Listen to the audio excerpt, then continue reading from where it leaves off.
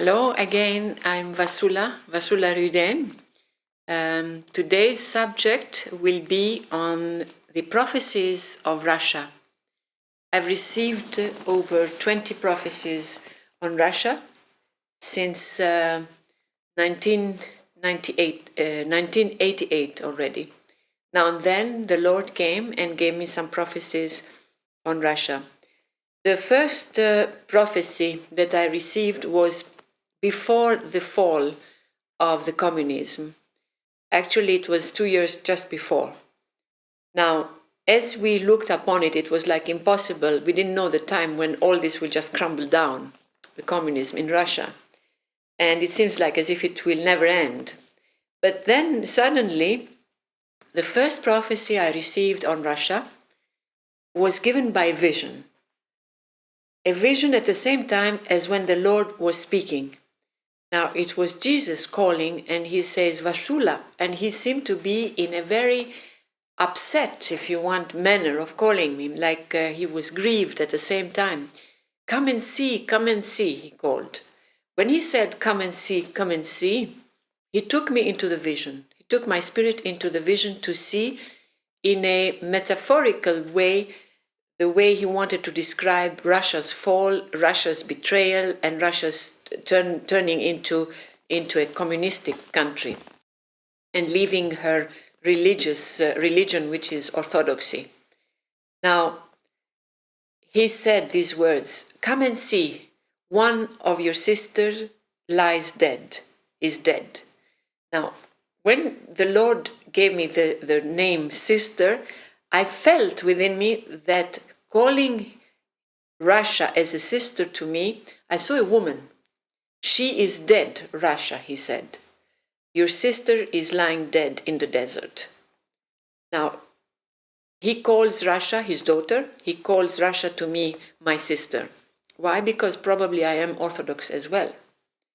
And I saw a desert, and she was lying as a woman on the desert, holding something in her hand. I didn't see what there was in her hand, but there was some sort of fruit that she had been eating from that fruit that killed her, which was the fruit of evil communism.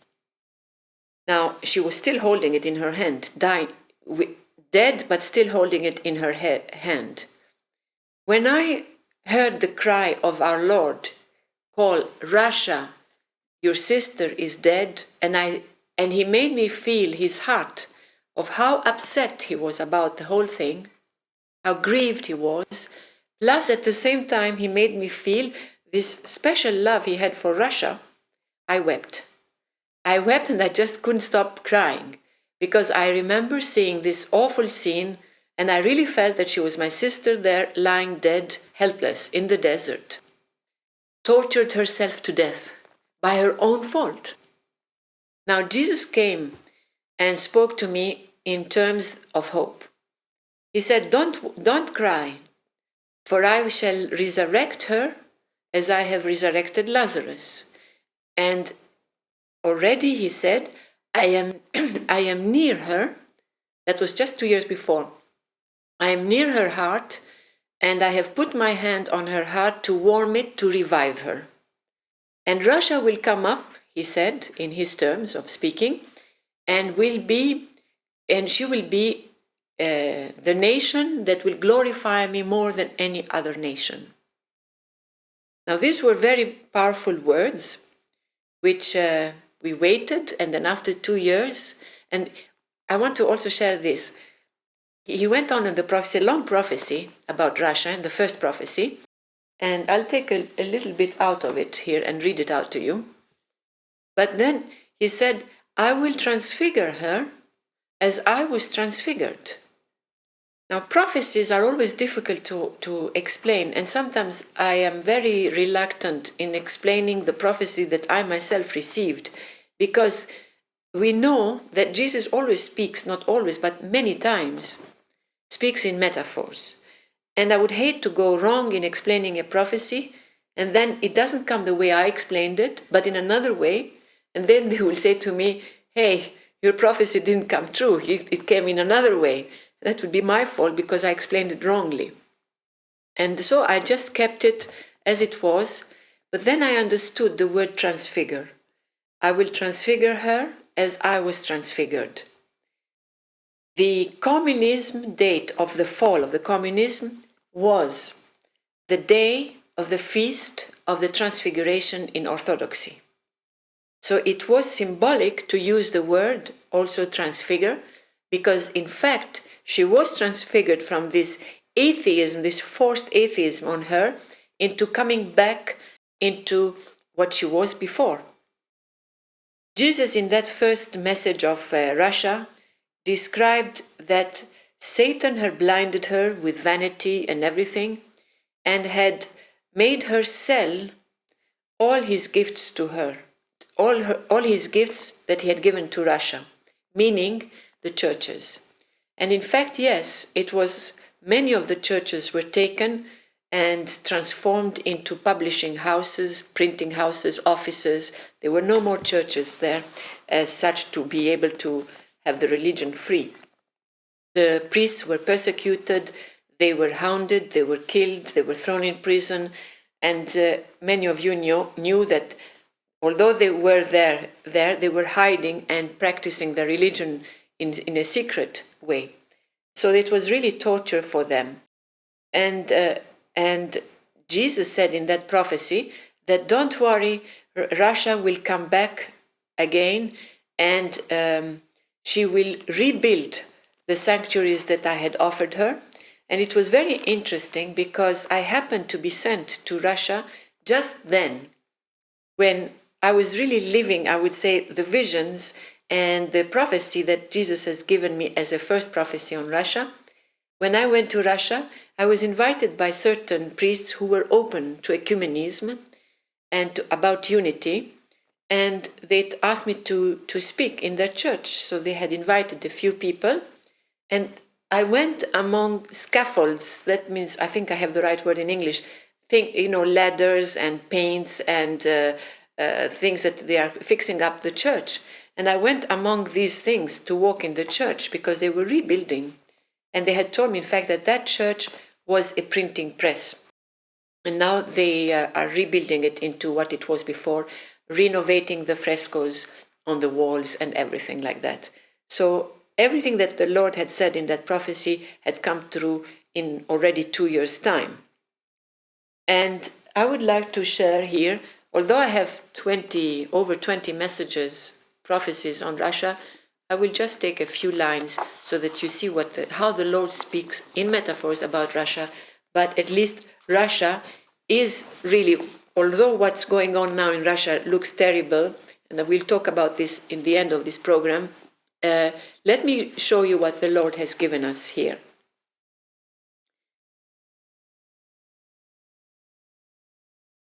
You see, my child, he says, all heaven was too long in mourning for your sister so unloved, Russia. For years we are swallowing our bitter tears. Then he speaks directly to Russia. O Russia, mere creature of flesh, evil coiled in your very womb, creature of mere dust and ashes, I, the Most High, shall resurrect you, for I am the resurrection. I shall nurse you back to life, and I shall, with my finger upon you, transfigure you into a glorious nation as I was transfigured. You shall be majestically dressed in dazzling white robes, and all heaven shall thrust away its mourning garments, and heaven's bitter tears shall turn into joyful tears. All heaven will celebrate your resurrection, and all the martyr saints who prayed without ceasing by the feet of your Holy Mother for her intercession shall in this day too, together with my mother and her innumerable holy angels, all descend in your children's homes and make their home together with them in Russia. I then shall feed them my body and offer them my blood to drink. That means the celebration of Mass will be open and free. Russia shall eat me, and drink me with great love, praising me. My Russia shall be the living example of your times and for your generations to come, because of her great conversion. Your sister, so unloved by many, shall renounce all her evil behavior and shall call me her God with all her might. And it is true, when I went to Russia, the church was packed. All the churches were packed. And you should have seen the fervency of the people coming back into the church. I mean, I had never seen for a long time such fervency. And I will tell you a little story. When I went to Russia, somebody gave me a Bible. Actually, it was the New Testament only, and it was in Russian language. And they gave me this Bible, and they said, when you go to Russia, give it to somebody there. They might want it because maybe they don't have the money even to buy, or they don't have enough Bibles. So wherever I was going in Russia, I was keeping this Bible with me for the right, so that I see the right person to give it to him. Now, when I went to church, and it was really packed, and we had an interpreter with us also at that moment, we looked very much like strangers and foreigners, and there was a boy there who was maybe 12 years old, about that age, who was staring at us as foreigners, and he wanted to help out. And then I smiled back to him, and he seemed, well, I was attracted to this little boy. And I thought, well, that's the new generation. And so I'm going to give this Bible to this new generation, the boy. And so I asked the interpreter to tell him that I'm going to offer him a Bible. And so I did. I gave him the Bible in his hand, and he immediately put it on his chest and, clutched it as if it was the most precious thing he was receiving. And I was thinking, it struck me. I said, look at the reaction of a 12-year-old boy, the reaction of how he appreciates the Bible being received. And I thought of our kids in Europe, if we had given them a Bible, what would be their reaction? Would they just look at it and put it aside? But if we had given him a video game in their hands, they would have perhaps done this thing, taking it and clutching it. That is the difference of what Jesus is telling us in the prophecy, that they will come with fervor back to him, even the little children. Now that little child holding the Bible, his surrounding, the old ladies that were standing there, the babushkas, had seen him. And immediately they started to tell him in an aggressive way some things in Russia, which I guessed could be like, give us the Bible, you're too young to have it, or something like that, because they were stretching their hand to take it away from him. And he was afraid. And so I told the interpreter, tell them that they should not touch that Bible from the kid's hands. It's for him. And so they respected this thing. And the boy didn't want to leave us, go. And he was trying with his way to tell the interpreter to tell me that I should come the next day again in church, because there will be still a celebration. And he wants to meet me at 11 o'clock the next day. And it was like as if, I've done the best thing in his life. It seemed to be like that. To tell you how Jesus has explained the fervency that Russia will glorify him. That boy glorified God. And then I'll continue here. Vassula, can you hear? Listen to your sister's children's laments. Her children are lamenting and there is wailing. It is my Russia's children who are weeping. All heaven plainly hears their grieving. Heaven is deeply moved by their distress. And I, who have never ceased loving her, now am near her dead body. My hand, upon her cold heart, and her bones will flower again from her tomb, and her name shall be well spoken of, for I shall adorn her and her sons and daughters. Hence, this is important, a covenant of peace and love shall be signed and sealed between me and her. I love her and always have, even in her disloyalty towards me, and even in her wickedness, I blessed her and blessed her. This shall be my glorious miracle, just wait and see. Those who have fallen asleep in hatred, hating me for no reason, those too I shall bring back to life, since they are her sons too and still live in her womb. All these things shall soon take place. Now, we can say that we have already seen the resurrection. If you want, the resurrection is the fall of the communism and then the churches being opened and having, a revival into their church. But the prophecies continue. And I will take the latest prophecy that I received many years back I'll just take a small section. Jesus says in that prophecy, which is an alarming prophecy, Russia, say it in my words now, Russia, I have given you back your baptismal name, which is Russia. As you know, Russia was not called Russia with the communism, but Jesus came back and gave her again to turn back into the old name Russia. So that was a blessing already for Russia. And Jesus said, while other Christians perhaps than the Orthodox Christians are falling into an apostasy, that means they are rebelling against his divinity and trying to eliminate Mass and eliminate the resurrection as such of Jesus, that he resurrected with the body, and becoming very rationalistic, you shepherds, Russia, will be augmenting and filling up the churches, and there will be a kind of booming, into the spiritual life of Russia.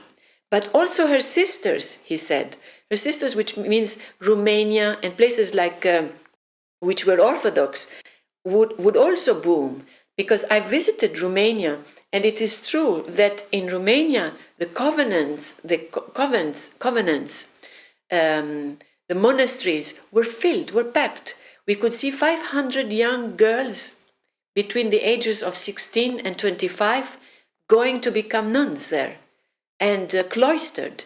And that was a revival in the Church of Romania. And in fact, I had seen also a vision of Romania, a church I saw, and somebody, two men, trying to put up again a very heavy cross on the roof of the church. So it was like a very big cross, and they were trying to lift it like it was taken away, and now they're putting it back. And that was really very hopeful for Romania. Now, coming back to Russia, Jesus warned Russia. He said, Russia, acknowledge me entirely. Now that was the beginning of an acknowledgement of God when the communism fell. But he said, acknowledge me entirely, because she had not yet done entirely. And I promise you on oath to exalt your descendants like stars and give them sacred vestments. But if she will pervert the liberty I have just given her, let me repeat, but if she will pervert the liberty I have just given her and will put me out of her mind, even for just a while, I will allow an enemy to invade her. And the sky will turn black and will tremble, and the stars will lose their brilliance. Now this is very important, and it has come now to this.